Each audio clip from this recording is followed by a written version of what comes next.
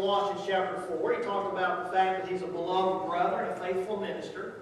But notice here, too, that he says that Tychicus is going to comfort your hearts. Verse 22. The Christians in Ephesus apparently had heard about the fact that Paul had been arrested and that he was in jail. They were concerned about him, but we can understand why they would be that way. And so Paul sends Tychicus so that he could encourage the Christians and comfort their hearts. That's the kind of person Tychicus was. He was an encourager. He was one who comforted others. We can see that he was a loving individual. There is an unsung hero who helped us share the gospel in Romania. I don't know who the person is. Let me tell you the story. An individual a Christian had been in Romania in late fall or winter of 2003 or early spring 2004. And they had left a magazine published by Churches of Christ called The Voice of Truth International. It's published out of Mississippi, Winona, Mississippi. They had left this magazine on a shelf on the train. Now, it was traveling from Cluj, which is in the northwest corner of the country, to Bucharest. Well, there was a young man who was finishing up his college education who was on the train, and he found that magazine. And he sat down and he started reading it. And he got to thinking, I want to know more about the Church of Christ, the church you read about in the Bible. And so he wrote the editor, J.C. Choate, in Winona, Mississippi. He says, I want to know more about the Church of Christ. I don't know how Brother Choate had my email address, but he emails me and he says, here's this young man who is from Sigeta, which is in the northeastern corner on the border of Romania and the Ukraine. He says, here's this young man, he wants to know more about the church, see what you can do with it. So I sent Daniel some information that we had printed and translated into Romanian. And over a period of a couple of weeks, we corresponded. And then he gives me a call one day, and he wants to talk about baptism specifically. So I remember it was Wednesday night after we got off the Bible study. And so I talked on the phone with him for about an hour. We got off the phone, and then a week later, he calls me up, and he says, I want to be baptized. I said, that's great. He says, I want you to do it. I said, well, it's 20 hours by train from here to there. Why don't you get somebody there to immerse you? You know what you need to do. Just ask somebody there to immerse you, and it'll be okay. He said, no, I want you to do it. I said, well, okay. So I talked to Eric, one of our co-workers, and he and I got our train tickets, and we got on the train. It was about 20 hours. We got there at 9 o'clock at night. The biggest distance, we traveled real fast, and then the rest of the way for I don't know, several hours, we were on a train that traveled about 45 miles an hour. And when you get on a train in Romania, you don't get off for anything. Everything is taken care of on the train. And they're antiquated trains. And so we get to Sigeta at 9 o'clock at night. He meets us at the train station. We say, okay, where are we going to baptize you? He says, well, I don't want to do it at home because it'll cause friction with my parents.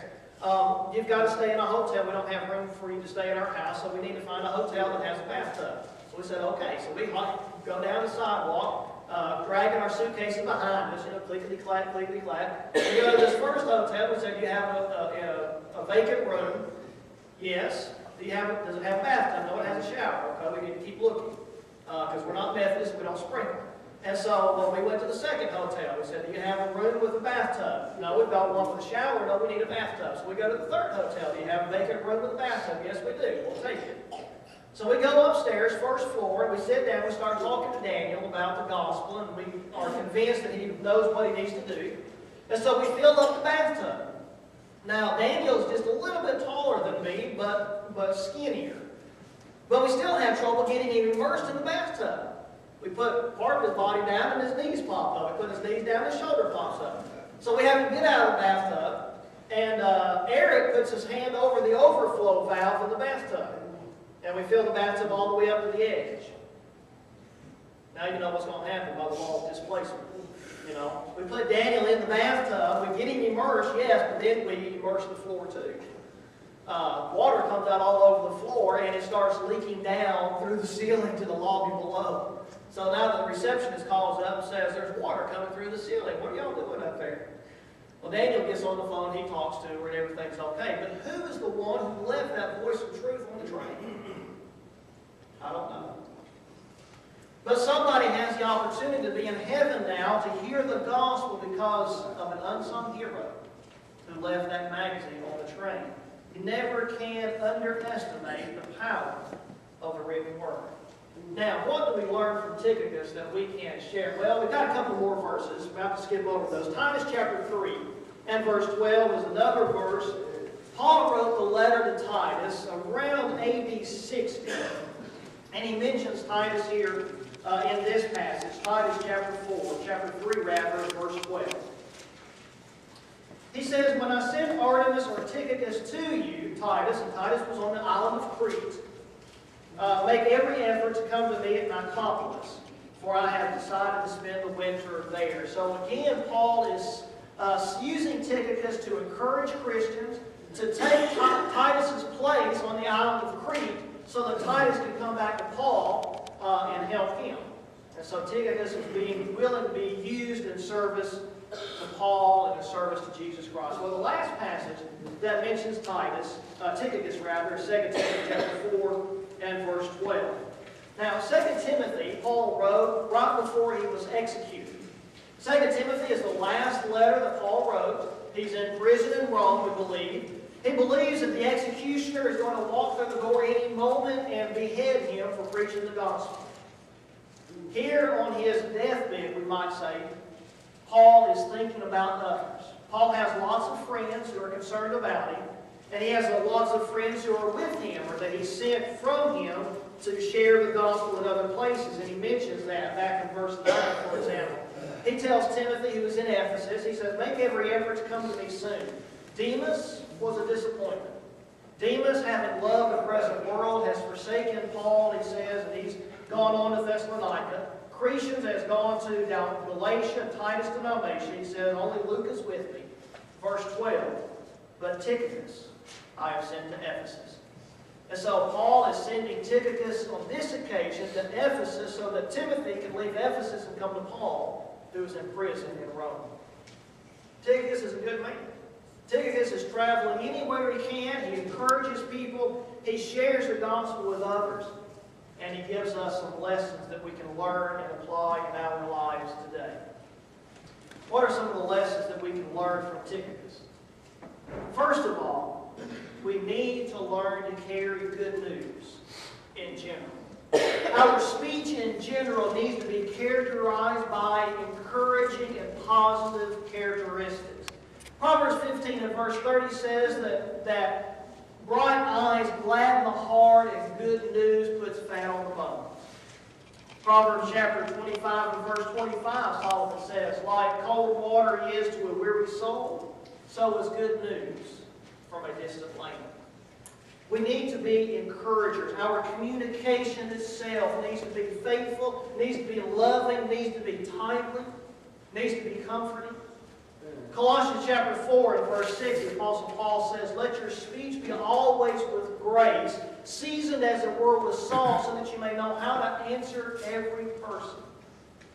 And in Luke chapter 4, Jesus was in his hometown, preaching to his hometown people, and he preached from Isaiah chapter 61. He tells his family and friends that he grew up with, today this scripture is fulfilled in your hearing. But Luke goes on to write in verse 22 of that passage that the people were wondering at the gracious words that were falling from Jesus' lips as if it were honey. And so just like Tychicus and just like Jesus, our communication also needs to be loving. And it needs to be encouraging, and it needs to be timely, it needs to be dedicated, it needs to be faithful, and it needs to be comforting. Second of all, from Tychicus we learn that we also need to share the good news, the gospel of Jesus Christ. That is the one thing that everybody needs to hear. Isaiah chapter 52 and verse 7 is a passage where Isaiah says, how beautiful are the feet of those on the mountain who announce good news, who brings peace, who announces good news of happiness, and who brings news of salvation, and who says to Zion, your God reigns. And so we need to share the gospel with others. We need to teach others what the Bible says. 2 Timothy 2 and verse 2. Paul tells Timothy the same thing that you have heard from me, commit to other men who will be able to teach others also.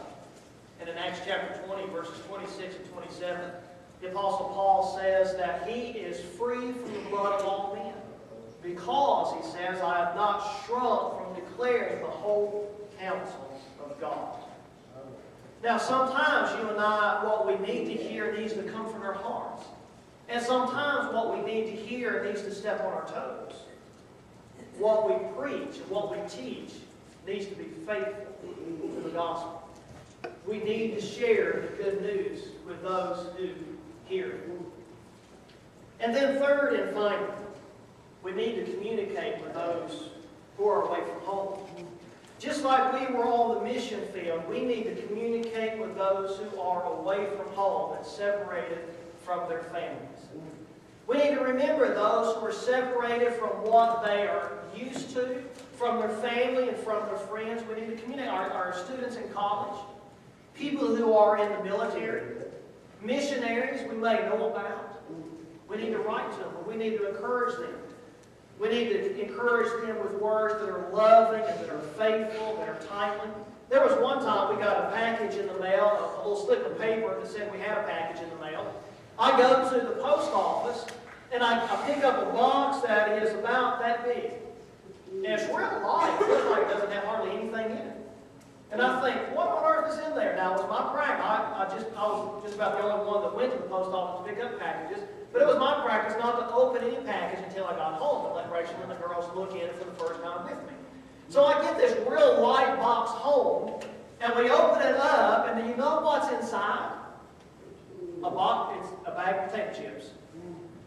A bag of Ruffles brand potato chips. Somebody had spent $10 to mail a $3 bag of potato chips to us.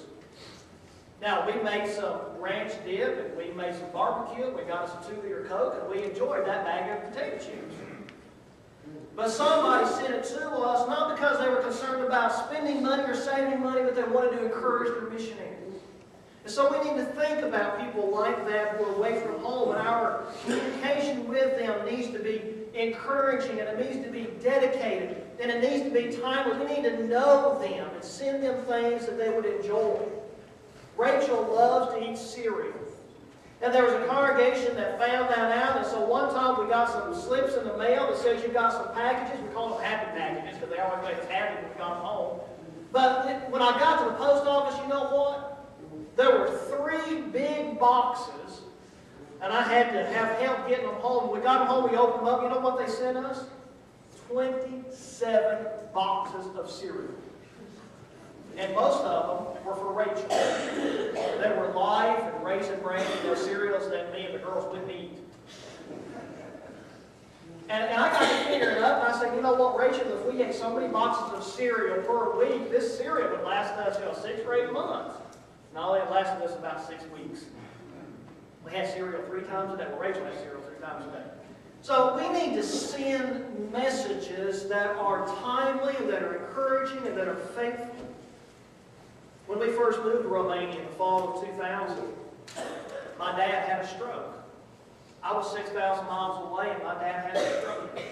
I needed encouraging news from home. My parents divorced while I was on the mission field. When things like that happen, people need to be encouraged. They need communication. Let me tell you one more story about an unsung hero who now lives not too far from here. In fact, she's a member of the Richmond congregation. There's a congregation in northern Tennessee, Moss, Tennessee, that supported us on the mission field. And this young lady's parents went at that time, and her aunt and uncle went at that time to this congregation in Moss, and Rachel and the girls and I would stay with her aunt and uncle whenever we visited Moss, Tennessee. Well, this young lady was going to college in Berea, studying to be a nurse. And she found out that we were on the mission field, and she got a bunch of little smiley face stickers from Walmart and sent them to the girls. She wrote Rachel a few times during a period of about 4, 5, 6 months. She wrote several times to Rachel. Her name's Abby Derringer now, Abby Ridge at the time she's gotten married, but she worships the congregation at Richmond. Unsung hero. For a short period of time, she served as an encouragement to us. mission field.